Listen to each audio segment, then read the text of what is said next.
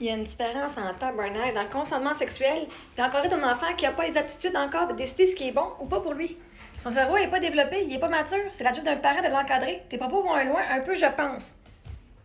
Ah, parce que si tu me donnes raison, ça veut dire qu'il y a bien des parents qui forcent leurs enfants et qui leur enseignent que leur consentement, leur corps leur appartient aux parents et non aux enfants.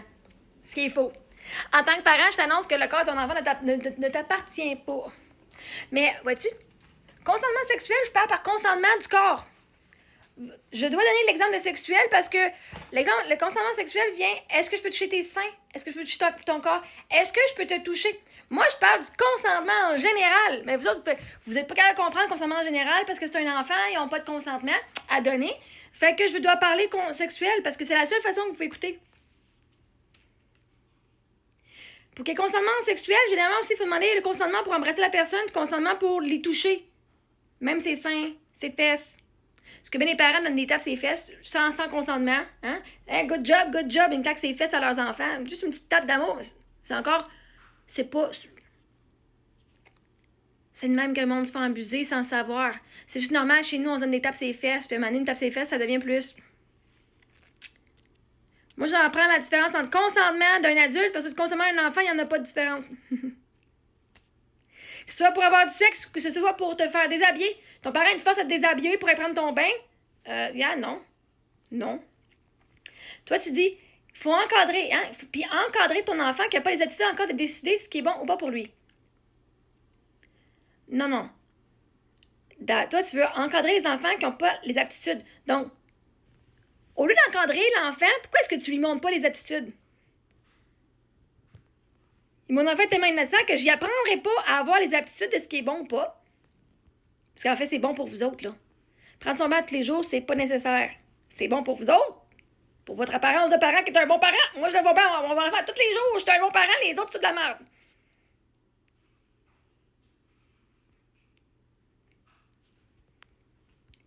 Tu veux. C'est pas encadrer ton enfant que tu veux faire, c'est lui aider à développer ses aptitudes. Justement, t'as pas bien dit les mots.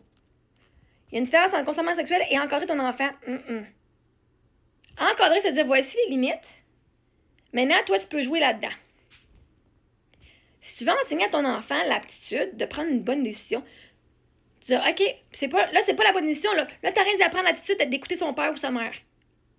Parce que de forcer un enfant à aller prendre son bain, c'est pas lui apprendre ce qui est bon ou pas pour lui. C'est en fait, tu dis, maman, c'est ce qui est mieux pour toi. Ça, ils comprennent assez bien. Toi, tu veux y apprendre l'aptitude de décider, d'obéir. En fait, l'aptitude que tu vas prendre à ton enfant, c'est de OK, maintenant, on va. Toi, maman, tu veux que je prenne mon bain. Parfait. Moi, ça me tente pas. Maintenant. Parce que souvent, vous attendez le soir avant d'aller le bain. Ben, qu'est-ce qui vous empêche de le faire dans la journée? Tu veux qu'il le fasse à 9h quand il était, ou à 7h, mais pourquoi qu'il ne ferait pas en arrivant de l'école? Quoi si tu veux encadrer ton enfant, tu lui donnes la liberté en disant à soir, tu dois prendre ton bain, mais voici, tu peux prendre ton bain dans toutes ces heures-là. Qu'est-ce que je peux faire pour t'aider à faire ce que je veux? Parce que c'est ça, finalement, à la fin de la journée, là, maman, c'est ce qui est mieux pour toi. Peu importe, même si tu ne crois pas, là, parce que des fois, les parents, ils pensent qu'ils savent ce qui est mieux pour l'enfant, alors que c'est vraiment pas ça. Hein? Moi, donner une bonne claque ses fesses, s'il va apprendre parce que je pense que c'est mieux pour l'enfant de donner une claque ses fesses que non. Même si les parents pensent qu'il a raison, il n'a pas toujours raison. Les parents n'ont pas toujours raison, ça, c'est une des affaires. Vous ne savez pas ce qui est mieux pour les enfants, des fois. Vous pensez. Non. Arrêtez de penser que vous êtes meilleur, là, que ce que vous êtes. Et bien, des fois, vous faites des erreurs, mais vous ne l'avez pas avoué. Fait que c'est pas l'aptitude de tester ce qui est bon ou pas. Parce que si tu voulais développer l'aptitude de ce qui est bon ou pas pour lui, ben tu dirais, une personne qui te touche sans ton consentement, c'est pas bon pour toi. Tu te sens inconfortable quand quelqu'un te touche sans te demander? Moi, t'as raison, c'est pas bon pour toi, hein?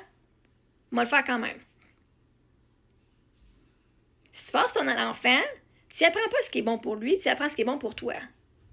Quand tu dis, moi je m'en fous, tu vas le faire, tu apprends pas ce qui est bon pour lui, tu apprends ce qui est bon pour toi. Tu vas faire ce que maman veut. Où est-ce que l'enfant, quand il est forcé à obéir, développe les aptitudes anyway à décider ce qui est bon pour lui ou pas? Parce que là, il n'est pas décidé. Tu y apprends pas à décider, tu choisis pour lui. Non, non, c'est pas bon pour toi de prendre un bain tous les 2 jours, c'est tous les jours. Fait il a même pas l'option de décider pour lui-même. Il est imposé ce qui est bon pour lui ou pas. Puis vous, en tant que parent, vous écoutez pas. L'enfant qui dit « Moi, ça me tente pas » ou quelqu'un qui vous dit « Arrête de me brosser les cheveux, ça fait mal. » Ouais, mais là, faut brosser les cheveux parce que c'est des nœuds. Mais ça fait mal, puis la mère, elle brosse les cheveux, puis ça fait encore mal. C'est pas bon pour l'enfant, il fait littéralement mal. Il y a une façon de le faire. Puis l'enfant, si tu veux développer l'aptitude de « C'est bon pas pour lui », mais t'es qui, toi, pour décider ce qui est bon ou pas pour lui? Comment son corps ressent ou pas la douleur? Parce que tu n'y apprends pas ce qui est bon ou pas pour lui. Tu dis, voici ce qui est bon pour toi, selon moi, ma perspective de la vie. Parce que toi, ce que toi, tu dis est bon pour toi, moi, je juge que non parce que ça ne m'avantage pas en tant que parent. Ton enfant pourrait arriver avec une étude qui dit, regarde, c'est correct de se laver les cheveux aux 2 jours, puis tu dirais, non. Tu prends ton bain tous les jours, puis tu te laves les cheveux tous les jours. Parce que littéralement, vous pourriez dire à vos enfants, OK, tu prends ton bain tous les jours, une fois ou 2 jours, tu laves les cheveux. Ah! Il y aurait, OK, souvent, ils veulent peut-être... Le plus dur, c'est d'embarquer dans le bain. Une fois qu'ils sont dans le bain, ils aiment ça, puis ils veulent jouer. Mais se faire laver les cheveux, c'est pas tout le temps ce qu'ils veulent. Fait que tu pourrais lui apprendre l'attitude, OK, moi, j'ai besoin que tu prennes ton bain aujourd'hui, parce que c'est ce qui est mieux pour toi, selon nos valeurs. Maintenant, je te donne le choix. Est-ce qu'aujourd'hui, on lave les cheveux ou non? Parce que faut le faire au moins une fois ou 2 jours. Ça peut être aujourd'hui ou demain. Quelle journée est-ce que tu veux le faire? Et là, tu lui donnes l'aptitude de choisir.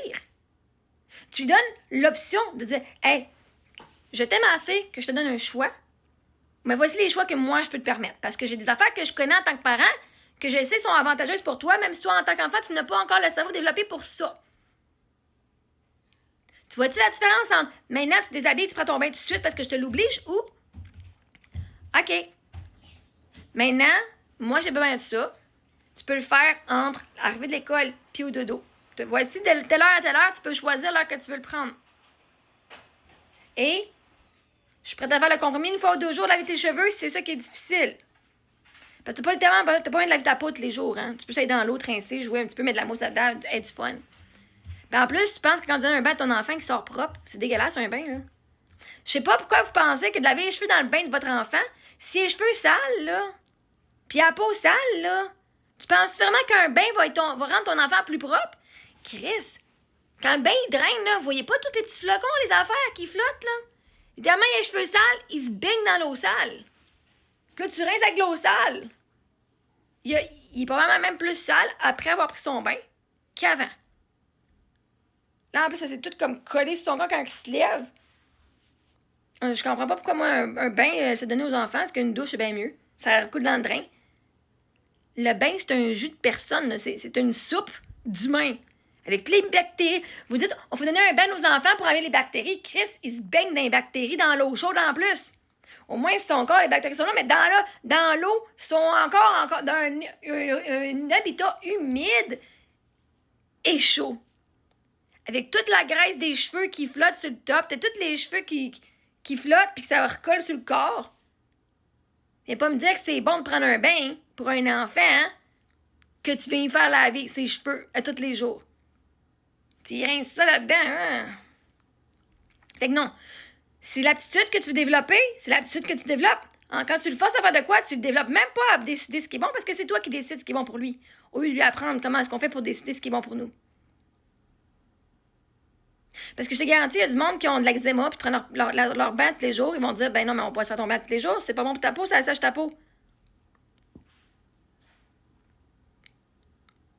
Fait que ce que tu veux encadrer, tu vas développer l'aptitude à ton enfant de pouvoir dire non quand les limites de son corps sont touchées. OK, maman va pas te laver. Mais toi, tu dois le faire par toi-même, tu peux embarquer dans le bain. Je peux pas toucher, je peux pas. J'ai jamais forcé mes enfants à les déshabiller. Jamais. Jamais. Fait encadrer, pas forcer. C'est l'habitude d'un parent de l'encadrer, pas forcer. Encadrer, pas forcer. Encadrer, pas forcer. Fait que non, mes propos vont pas un peu plus trop loin. Toi, tu veux que les enfants apprennent à obéir au doigt à l'œil. Pas à développer les aptitudes. Puis c'est pas nécessairement les aptitudes qui sont bonnes pour l'enfant, c'est bon pour le parent. Ça fait juste être avantageux aux parents quand l'enfant obéit, elle doit à l'œil, pas l'enfant. Il apprend absolument rien autre que d'avoir peur de son parent.